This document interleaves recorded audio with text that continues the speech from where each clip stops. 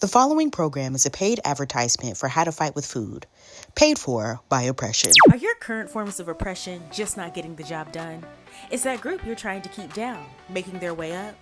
Then you need my ebook, How to Fight with Food, a 5-step guide to stigmatizing food to oppress the community of your choice. We'll cover the basics: choosing a food you can stigmatize, pinning it to a marginalized group, how to use the media to spread your truths, and why humor is essential to removing the violence and absolving responsibility. Honor the days of oppressing directly. With food, you can keep your hands clean while making others look dirty. Grab your copy today for 6 easy payments of $18.65. Order now and we'll throw in a bonus mini guide, From Fermented to Gut Health: How to Hijack a Culture's Tradition to Sell It for Profit. Order now. Did I get your attention? What's up, y'all? This is How to Fight with Food, Watermelon, and Black America.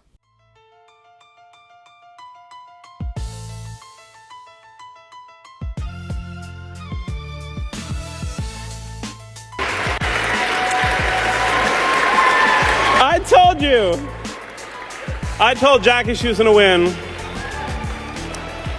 And I said that if she won, I would tell all of you something I learned about her this summer, which is that Jackie Whitson is allergic to watermelon. Just let that sink in your mind. And I said, you have to put that in a book. And she said, you put it in a book. And I said, I'm only writing a book about a black girl who is allergic to watermelon if I get a blurb from you, Cornel West, Toni Morrison, and Barack Obama saying, this guy's okay. This guy's fine. All right. All right. We'll talk about it later. Moving right along to poetry. There's something you don't hear every day. Food is more than just nourishment for our bodies. More often than not, it has been used as a tool to influence, to oppress, and to sway public opinion. Throughout history, food has carried meaning far beyond flavor. It signals class, discipline, morality, and belonging. The best foods to weaponize aren't random. They are foods that already carry symbolic baggage. In almost every culture, food becomes shorthand for behavior. Messy food is labeled lazy, sweet treats are labeled childish. The red one is more gooder to me because it tastes like berries. Indulgence is framed as undisciplined. So if a food is juicy, eaten with your hands, or easy to grow, it already sits outside what dominant culture considers refined. Watermelon checks every one of those boxes. It's sweet, drippy, full of seeds, and nearly impossible to eat neatly. It's also impossible to eat a whole watermelon by yourself, so it's often eaten communally. Even before watermelon was associated with Black Americans, it was considered in parts of Europe and the Middle East to be a poor man's food, something given to children, laborers, or peasants. Why? Because it was easy to grow, and if everyone can have it, it can't make you elite. But the interesting thing is that European class stigma did not automatically transfer onto enslaved Black American people. It only hardened into something racialized when watermelon became tied to Black autonomy and economic independence after emancipation. See, during slavery in the United States, watermelon was not stigmatized in a negative way toward Black people. In fact, it was often presented positively in plantation imagery. White slaveholders used watermelon to portray themselves as generous and kind. It was a performance of benevolence, an image crafted to make slavery appear humane. In antebellum plantation imagery and pro-slavery propaganda, watermelon often appeared in scenes of supposed abundance. Enslaved people shown laughing, resting, or eating fruit in pastoral settings. These visuals were not meant to demean, they were meant to reassure. Slaveholders and Southern illustrators used images like these to support the myth of the happy plantation, suggesting that enslaved people were well-fed, carefree, and under the benevolent care of their enslavers. Watermelon in this context functioned as a prop in a larger performance, evidence in the white Southern imagination that slavery was humane. See, it was only after emancipation, when free Black Americans began growing and selling watermelon for their own profit, that the fruit's meaning shifted from staged generosity to a symbol of Black independence, and therefore, in the eyes of white supremacists, something to be mocked and weaponized. And that's important to understand. Food only becomes stigmatized when the people who are consuming it need to be kept in their place. As long as Black people were enslaved, watermelon was harmless and even charming in white imagination. But after emancipation, when formerly enslaved people began growing, selling, and profiting from watermelon, the story changed. Suddenly, this sweet and abundant fruit wasn't just food, it was proof of independence. It was evidence that newly freed Black Americans could generate income without white supervision. It symbolized autonomy, and autonomy in a society trying to reassert control is dangerous. That is when the smear campaign began, because a messy, juicy fruit in the hands of free Black people was no longer clean. It was political. And stigmatizing food is never really about food. Always remember this, it's about power. After slavery ended, the United States faced massive transformation. 4 million formerly enslaved people were now legally free, and the question became, how do you integrate them into civic life? The Freedmen's Bureau was established to assist with labor contracts, education, and land negotiations. Black communities began building schools, churches, businesses, and farms. And watermelon became one of the first profitable crops many free people could grow independently. It required little startup capital, grew relatively quickly, and could be sold in local markets for cash. For many Black families, watermelon represented immediate economic mobility. But Black success in the marketplace unsettled many white Southerners. To them, Black progress felt like displacement. Rather than acknowledge that freed people were simply participating in capitalism, they reframed the narrative. Black people were not industrious for gaining their freedom and finding economic stability. They were lazy for choosing a fruit that was easy to grow. They were not entrepreneurs, they were thieves. This is where the trope of the watermelon thief begins to take shape. Not because theft was widespread, but because white resentment needed a story. Cartoons and joke columns began circulating images of Black men stealing, hoarding, and obsessively eating watermelon. The bad part about it is that newspapers reinforced this narrative. A Charleston paper mocked Black vendors by claiming watermelon was too easy to grow, implying laziness. Meanwhile, in the same paper, white farmers making substantial profits from the same crop were labeled as industrious and clever. The double standard was deliberate. Even national publications joined in. The New York Tribune suggested that Black Americans would rather have whiskey and watermelon than a farm or financial stability. These portrayals were not harmless stereotypes. They were rhetorical tools designed to undermine Black claims to citizenship. Which, this is a side note, but notice how I'm talking about things that happened in the 1800s, but it sounds so now.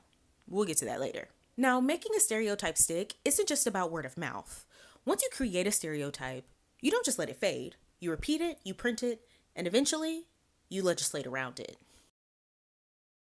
If you want to understand how a stereotype turns into structural power, you have to look at what happens next, not just in culture, but in law. See, in 1867, Southern newspapers circulated a story about a Louisiana judge who supposedly ruled that a Black man accused of stealing watermelon hadn't technically stolen anything because the fruit was still attached to the vine, meaning it was legally part of the land. Now, instead of treating this like a small legal technicality, a Nashville paper framed it as something much bigger. They called it legal authority for the taking of the fruits of the South. In other words, they weren't really upset about the watermelon, they were upset about Reconstruction. They were upset that formerly enslaved people now had rights, citizenship, and access to land and wages. The watermelon became a symbol of something deeper, the feeling that something was being taken from white Southerners. And that feeling starts to move towards policy. In 1870, the Tennessee legislature proposed a bill to make trespassing a felony. It became commonly known as the Watermelon Bill. Now, it didn't pass in the way some had feared, but the intention tells us everything. If you can expand what counts as a felony, you can expand who loses political power. And notice the shift. Whether a watermelon had actually been stolen or not became irrelevant. The stereotype didn't grow out of evidence, it grew out of resentment. Now let's take a look at what was happening on the ground.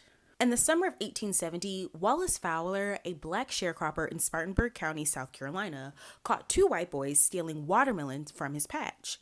Now, when their father, John Thompson, heard about it, things escalated. Thompson once had been a tenant farmer. After the war, his landlord replaced white tenants with Black laborers, including Fowler, because, well, they were cheaper to hire. And here's the question we should be asking. Why was Thompson angrier at the Black man trying to survive than the white landowner who replaced him? That's the emotional pivot that even happens now. The resentment wasn't directed upward in the system, it was redirected sideways towards Black economic participation. Now, months later, masked men broke into Fowler's home. He was shot and his body was set on fire.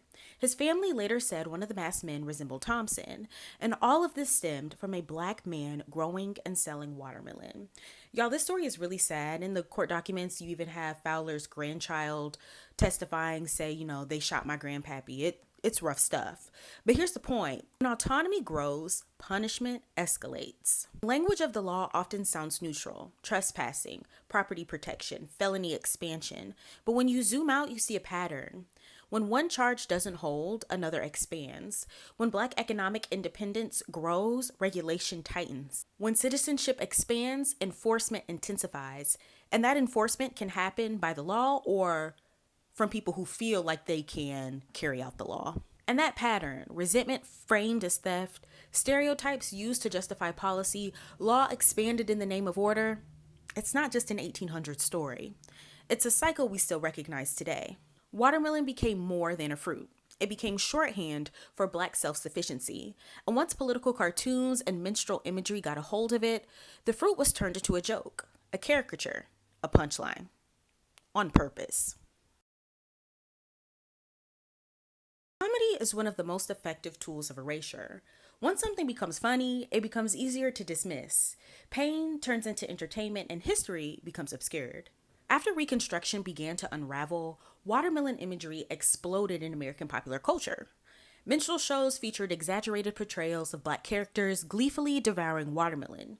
Postcards from the late 19th and early 20th century depicted caricatures with oversized lips, exaggerated expressions, and chaotic eating scenes. These images circulated widely and embedded the stereotype into everyday life. The shift is significant. At first, Black people were portrayed as criminals stealing watermelon. Later, they were depicted as foolish and childish, and capable of refinement. Both portrayals serve the same purpose: denying legitimacy. One framed Black autonomy as dangerous, the other framed it as ridiculous. Commercial advertising adopted these images as well. Household goods, sheet music, restaurant signage, and novelty items featured racist watermelon caricatures.